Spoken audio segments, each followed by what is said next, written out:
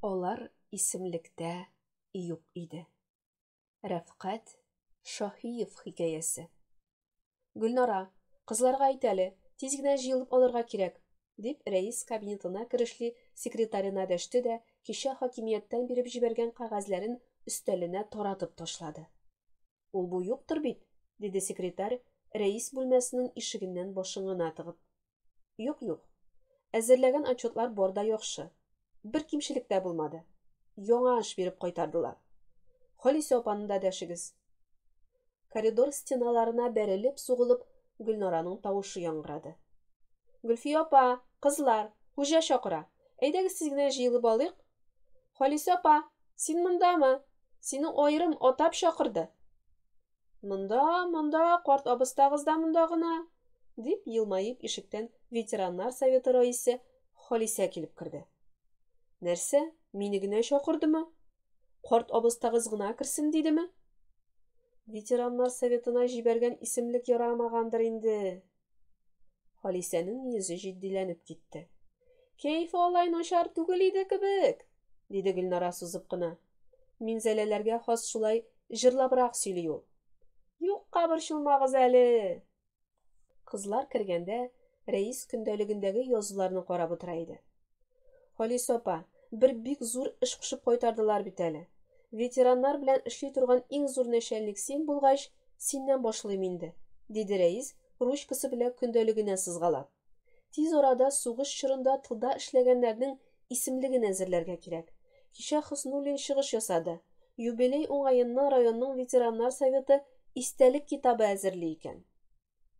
Моны мин үзем генә булдырып чыга алмам, бит Рауил Мингатинович. Гөлфия белән бергәләп карасак инде.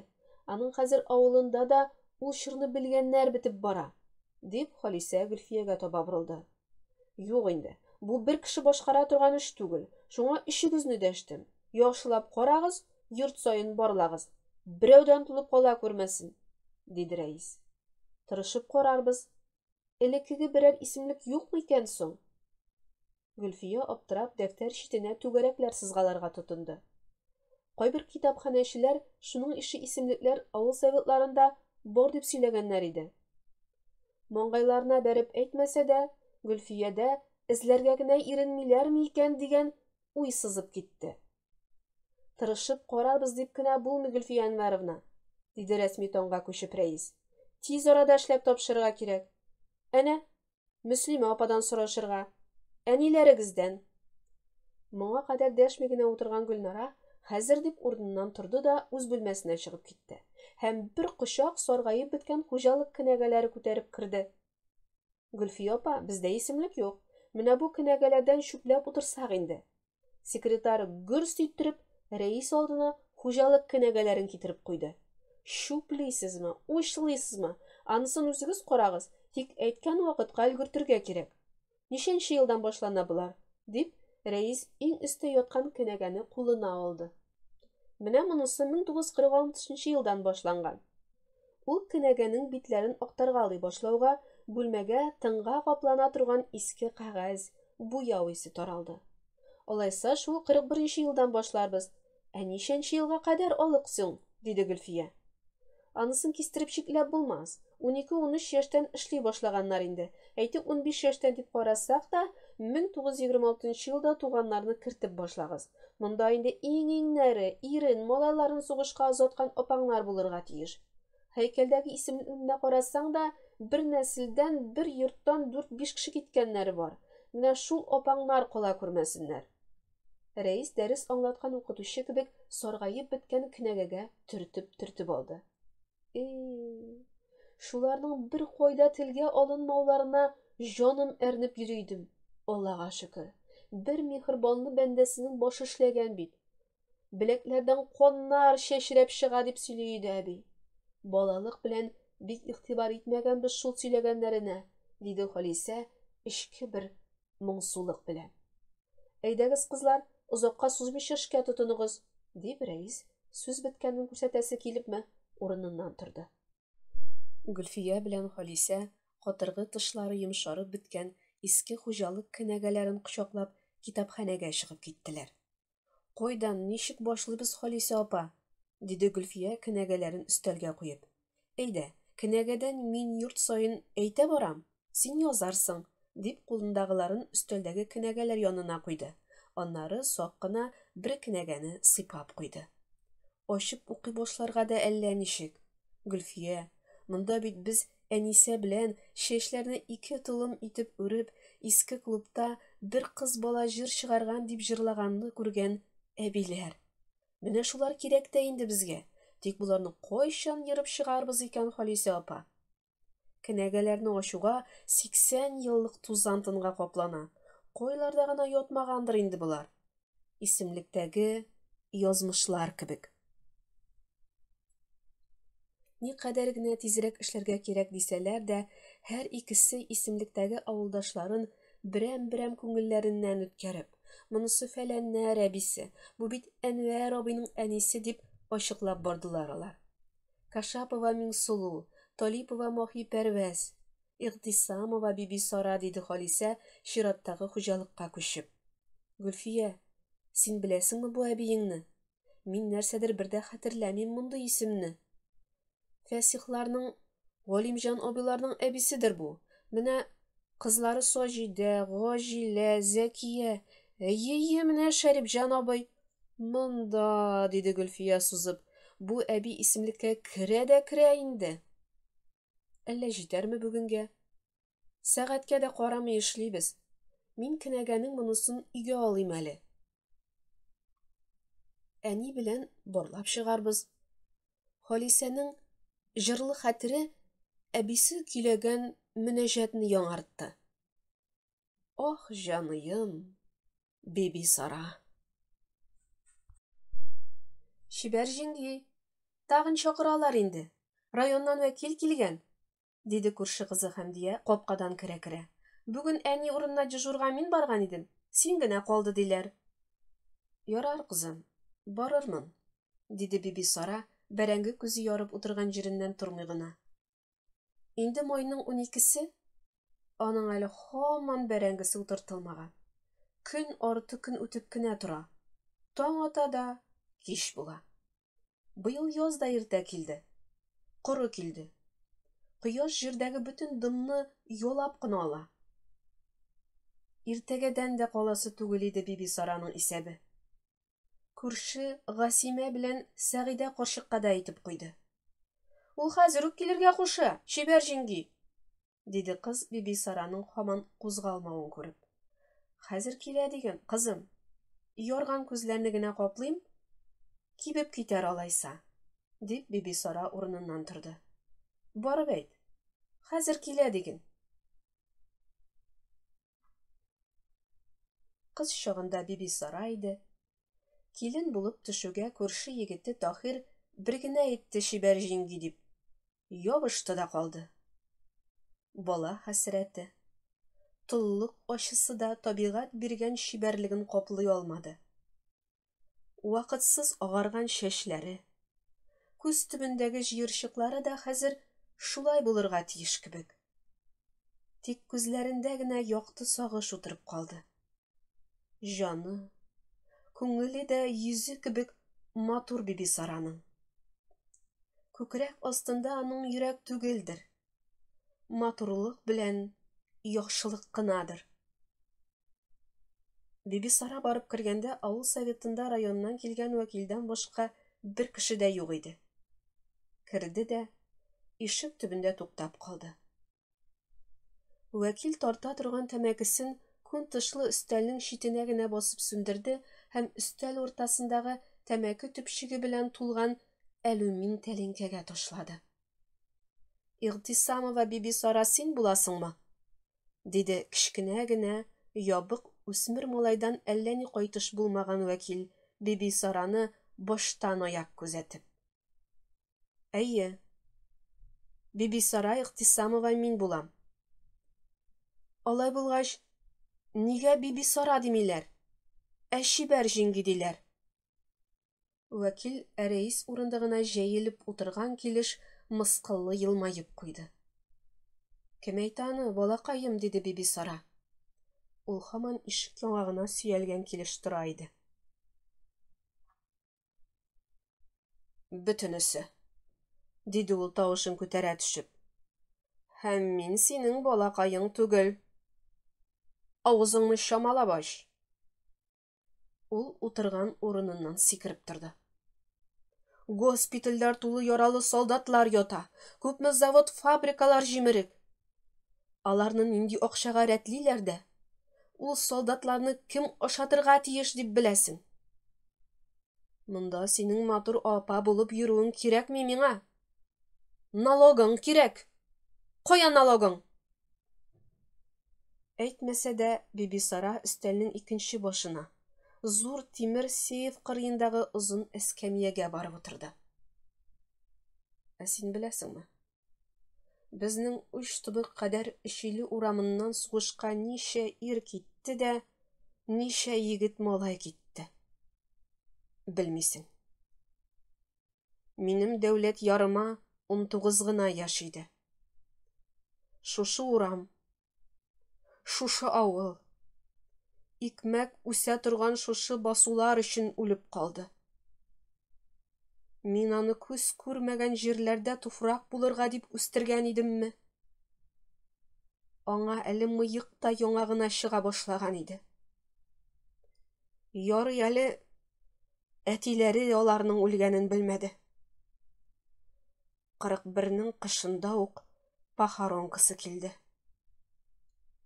Ә син әниеңнән дә карт апаңның алдына басып дупроз аласың.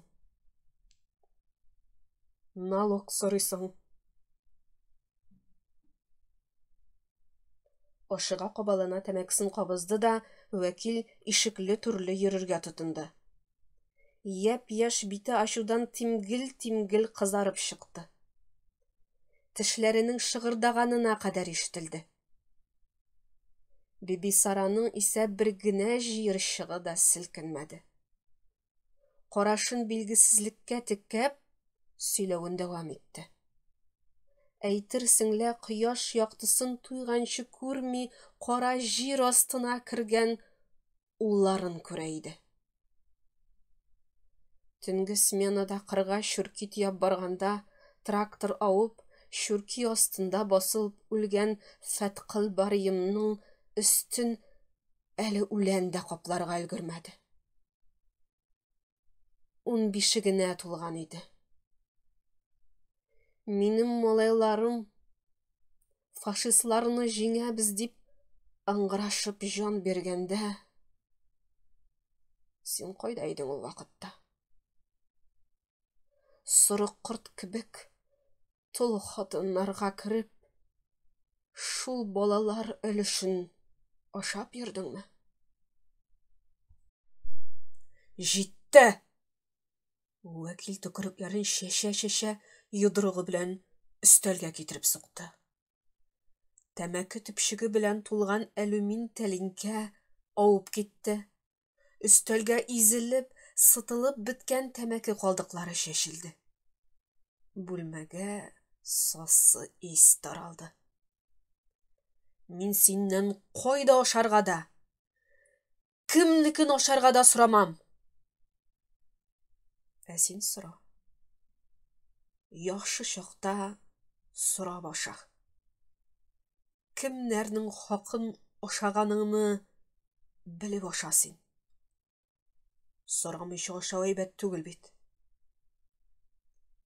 Аның өчен кайчанда бер җавап тотарга кирәк була. Бибисараның тынычлыгы вәкилне чыгырыннан чыгарды.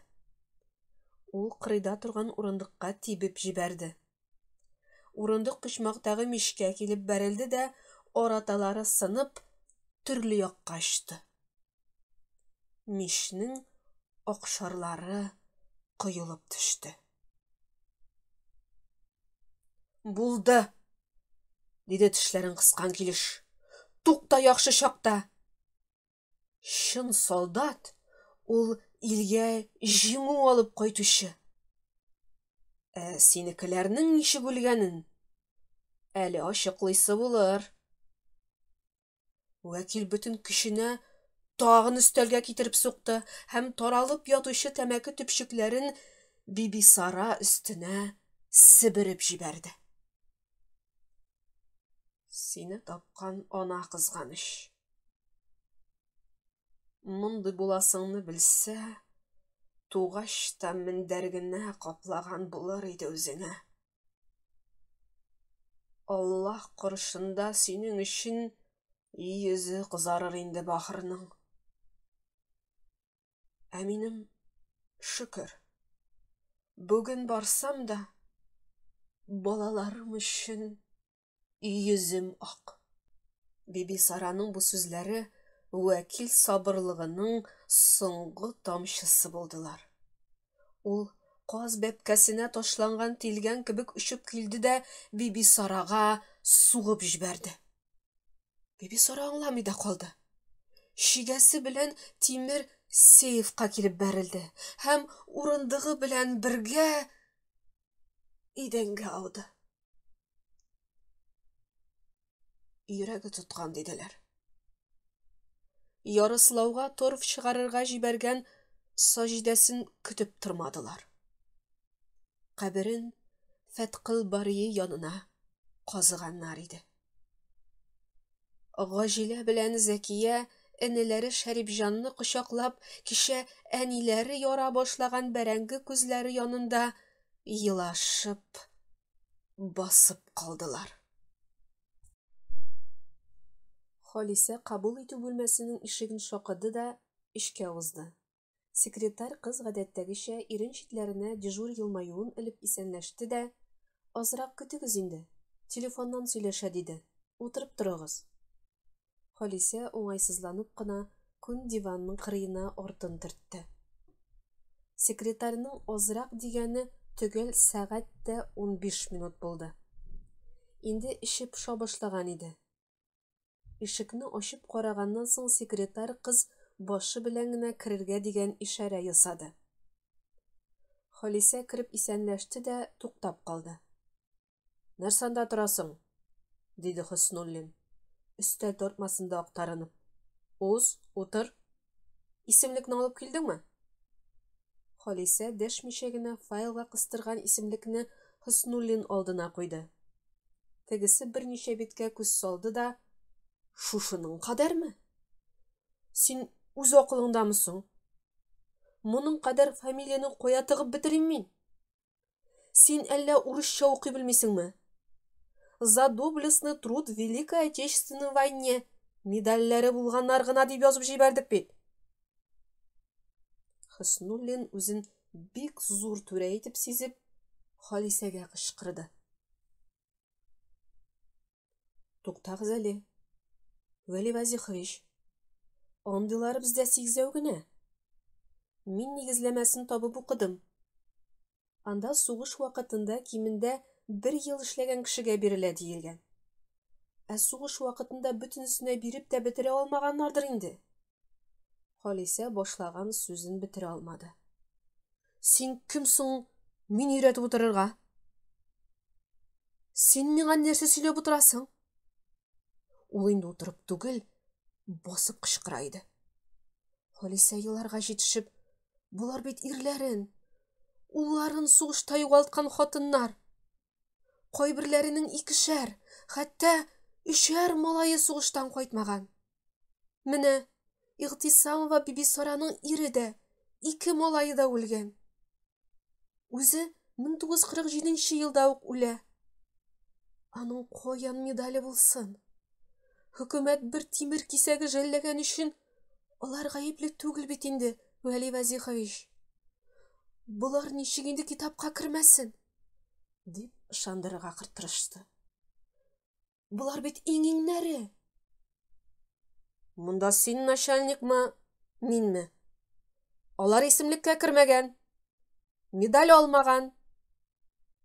Иртәгә иртән мин эшкә килүгә тиешле исемлек белән мине көтеп торган бул", диде дә исемлекне Халисә өстенә ыргытты. "Кайсысы иң икәнен үзем белермен." Исемлек язган кәгазьләр бүлмәгә сибелде. Халисә кайтарып сүз әйтмәде. Яшьләренә буылып, идәннән кәгазьләрне җыйды да шығып кетті. Юл бойы башыннан шибәр жеңге шықмады Халисәнең. Маршрут автобусыннан төшүгә турыдан авыл советын атлады. Рәис үзендә иде. Халисә бер сүздә дәшмәде, алып барган исемлекне рәис алдына куйды. Нәрсә диделәр, Халисә апа? Ярадымы? Юк. Алар исемлеккә кермәгән диде. Алар исемлеккә кермәгән.